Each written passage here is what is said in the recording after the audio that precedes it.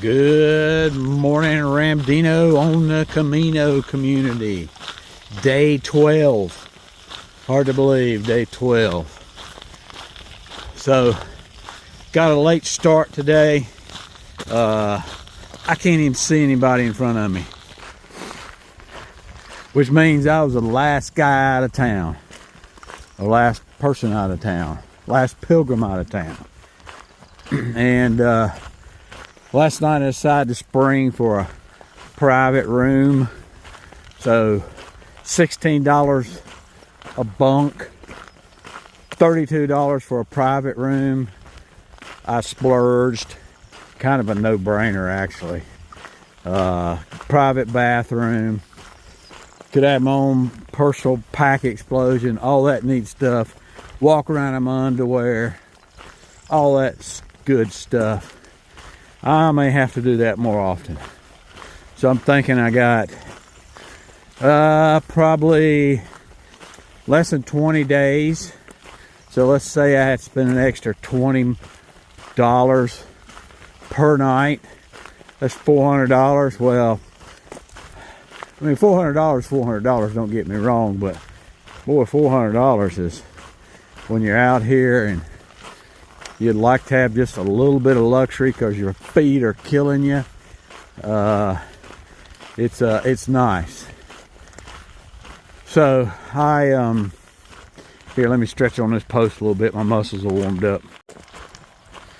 So today is the first day when we've had rain, precipitation of any amount other than walking through the blizzard. That's a big other than, but walking through the snowstorm. And so we've been really fortunate. I have got on all my wet weather gear, including my umbrella.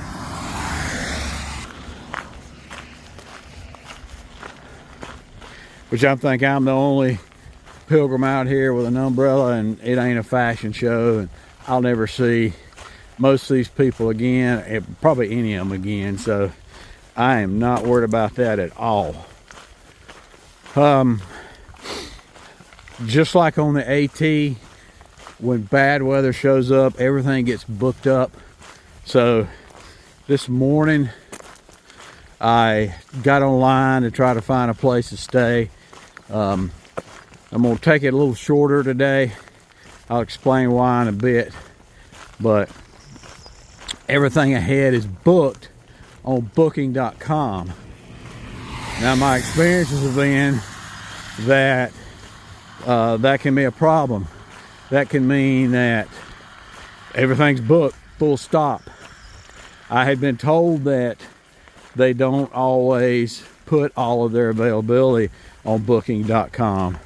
But I know that the time I got turned away, they had one availability, and there were two of us, and they only had one availability, and that's what it showed on booking.com. So that's an issue. I had been told by everybody, including my son who came at the peak, that it was it was always easy. You could just walk right up. He never booked ahead. You could just walk right up and get a bunk. That has not been the case. Stuff's been getting filled up. I have been in places though that it wasn't filled up. So it varies. You're just taking pot luck, and I'm assuming on a day like today that stuff's going to get booked up quicker.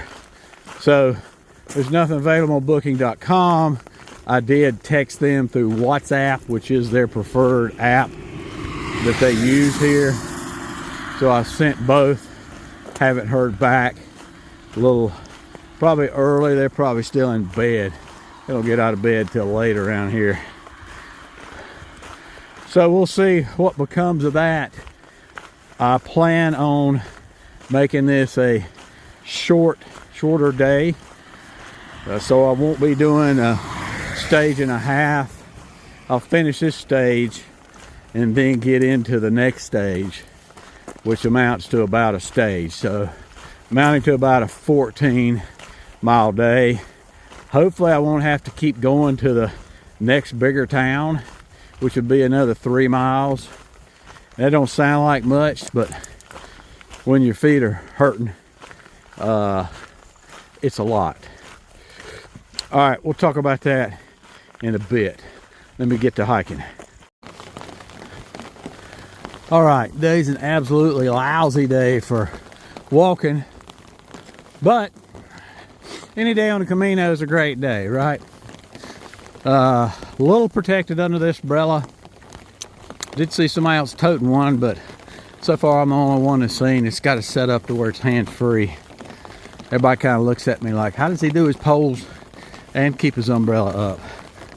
So the umbrella keeps my face from getting so wet, which basically I've got glasses, so keeps them from getting where I can't see out of them. Today I'd planned on a 14-mile day. Already been about 5. Brings me 9 to the albergue, so I should be there by noon. Probably can't get in till 12:30 or 2, but if I get there, I've spotted another albergue that another 3 miles ahead, which depending on my feet I may do that. Still be a short day. Instead of 23 miles it'd just be 17. Day would just be a 14 if I stop at the place that he did respond back on WhatsApp. Basically they just give you a thumbs up or a bien. They don't give you much dialogue other than that. So you get there and hope that you still got a place. I know last night I got to the place and I had gotten a private room, which is really nice. I think I'll spoil myself and do that maybe a couple times a week. I've got about 5 more weeks left, I figure. Maybe 6. We'll see. I don't know. I've been out here almost 2. I figured it was going to take, let's see, 5 times 7 is 30. Oh no, 5 times, yeah. Figures take between 4 and 5. So yeah, I think I'll just start getting a private room at least once a week, maybe twice. I plan to get a hotel room in Lyon. It's a big city, and I am going to spoil myself there. Last night, even though I had a private room, private bath, I didn't have any water, hot water. Just enough to soap up and then rinse off in cold water, which cold water is actually better for you anyway. But I like hot water. So we'll see when I get there what kind of shape my feet are in. Last night they were in terrible shape. So I was basically at a 10 pain level. The red shiny face the nurse shows you. And you know, once you hit 10, there's nothing past that, right? So I don't know, they were hurting for certain. I don't know why it's a 23-mile day, but I've done those before. They didn't seem to hurt that much, so not exactly sure what was going on. But that's what they were, and boy, was I glad to get to the albergue. So we'll see moving forward what they do. Right now the path is flooded over, and while my socks are wet because I don't have Gore-Tex shoes, because it takes them so long to dry out, and typically once it quits raining, the heat from my feet will dry out my socks and everything and shoes. Been a couple hours. Boy, last night I got to the albergue, took off my socks. My feet, they must have been 104 degrees. They were hot. All right, let me put this away. We'll keep on going. All we're doing is walking straight today in the rain. Well, while it's not raining, I thought I'd chat with you a bit. You see way out in front of me there, those figures. So oftentimes, a good bit of the time, the Camino, you can see way up the way. See how many people in front of you? how many people behind you.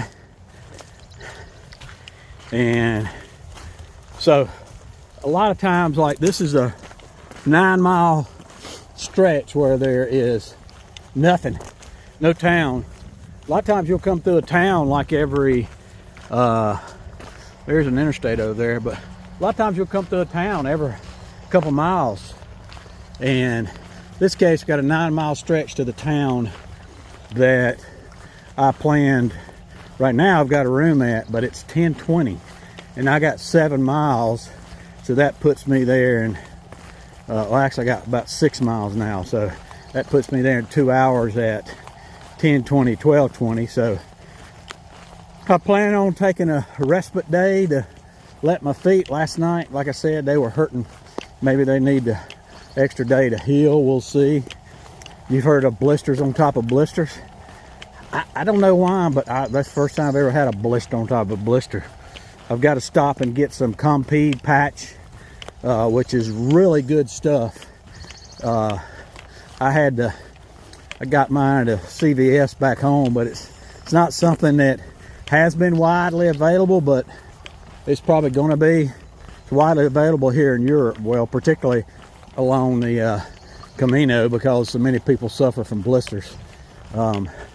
But I thought my blisters were callousing over, but they've grown blisters on top of blisters. And it's only in 2 places, my pinky toes and or 3 places. My 2 pinky toes and the heel, my right foot. I'm not sure why that is. I'm wearing gingy toe socks. And really it's always been on the left pinky toe, but now I got them on the right. Nothing debilitating.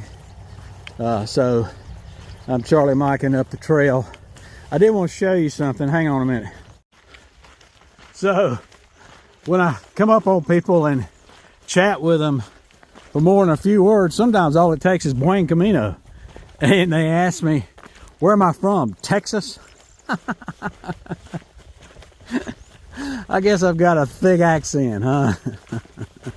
I say, no, Estados Unidos, Carolina del Norte. So that obviously means United States, North Carolina. They don't know where North Carolina is. One lady just asked me, oh, yeah, that's she was from Australia. And she said, oh yeah, that's the top left. Well, no, that's Washington. Oh, and since she said, I thought Washington was centrally located. I said, well, Washington, D.C., where our government is above North Carolina. Washington State is the top left. So I don't know if that quite jived with her or not, but apparently Texans have a thick accent like North Carolinians or vice versa. But I didn't think I had one that thick. Anyway, pretty funny. Some of the things you run into on the Camino. All right. Feeling good. Feet hurt, but they're not like screaming. They're at a 3 or a 4 instead of a 10 plus like yesterday. So I think I got it in me to go another 4 miles to the next town, which instead of doing 14 today, I'm gonna do 18. Still 5 under what I did yesterday. That ought to give my feet a rest, but I didn't get into like 5 something yesterday. So today should be getting there 2-ish or 3, and that extra 2 hours will help considerably. Not getting a private room, but it looks like a really nice albergue. Costs a little more than most of them, like 21 euros rather than the 15. So I think it's a good one. They do have it claims they have a community meal. That's kind of a misnomer. So you'll look online, they give you the icon for community meal, and then you get there and they just basically sell you the $15 voucher to eat in their restaurant. So that's not a community meal. A lot of times you can purchase food from a restaurant. They'll have a special cheaper than that, for maybe like 12 or 13 euros, rather than you're locked into that place at 15. So if you're not going to do the community meal where we all eat together, then I'll make that decision later. A lot of them have breakfasts, but they don't start till 7. That's too late for me. So I get up trail to the next town and get me a breakfast there. All right, we got just I don't know, an hour or less to get into this first town where I had the reservations. I've got to be a good pilgrim and cancel those reservations. Maybe come up, we got something coming up now, so maybe this is it. I'll cancel that reservation and keep on rolling. So I am heading to La Morena tonight. Got my reservations. Just saw a sign back there for it. It looks like a oasis. This will be great. This trail has been rocky here lately. Usually you can find a smooth spot to go down. But I'm kind of having to pick my way around it last couple miles. But I think that city over there, or all them buildings, I'm hoping that's where we're going. We'll see. The time frame matches. So I should be about, well, that would be 3 miles away. I don't think I'm that far, but maybe, because I got an hour and I'm typically 3 miles an hour. But we'll see. So made it to Ledigos, which is under halfway, so I've got less than 50% of the way to go. Pretty excited about that at this point. The place I wound up staying in, I had to get change my reservations, but the place I stayed in was really neat. Show you a couple shots of that in just a minute, but it was kind of almost, dare I say, luxury. I mean, it was a really nice albergue. It's called La Morena. And so they had a restaurant there, they had a bar there, almost like an oasis. It was just really, really nice. Great albergue. Recommend that to anybody. I'll show you the sleeping arrangements here in a bit. This was one of those albergues that had a community meal that they had listed on the site. However, they had a restaurant, and so wasn't really a community meal. We weren't all sitting at a table together. We were kind of dispersed up into groups. And they pretty much let us sit with whom we wanted to sit with, and then if they didn't, then they would sit you with a group of people. So the folks that I sat with was the girl I'd been hiking with, Marion from Canada. Of course, she spoke French, and one of the lady at the table spoke French, so they conversed quite a bit. And there was a gentleman at the table. He was American, so we kind of talked. So there again, kind of got left out of half the conversation, and not my favorite way to do a communal meal. But I really enjoyed the modular sleeping. So it was, of course, bunks, but it was modular. So I pretty much had my own little module to myself. It had my controlled lighting. They did have cotton sheets, had an outlet and a charging USB there. Just for, that was only me to use that in there. And it also had a screen you could pull down to isolate yourself where people couldn't look in and stuff. So between that, and it was really nice to have those cotton sheets. And when you have cotton sheets and they come out and they've obviously been folded or pressed, you don't really have to worry about bed bugs or anything like that like you do in a lot of places. Or like it can be a concern, although I didn't have any issues throughout the course of my hike, but this is one of my favorite ways to do that. And I had run into this before in a different city, but not too many places have this set up. But it was very convenient. Enjoyed it, almost like having a little private bunk there to yourself. So that's it for the day. Had a great day. Looking forward to the next. As always, appreciate you, and we hope to see you out there.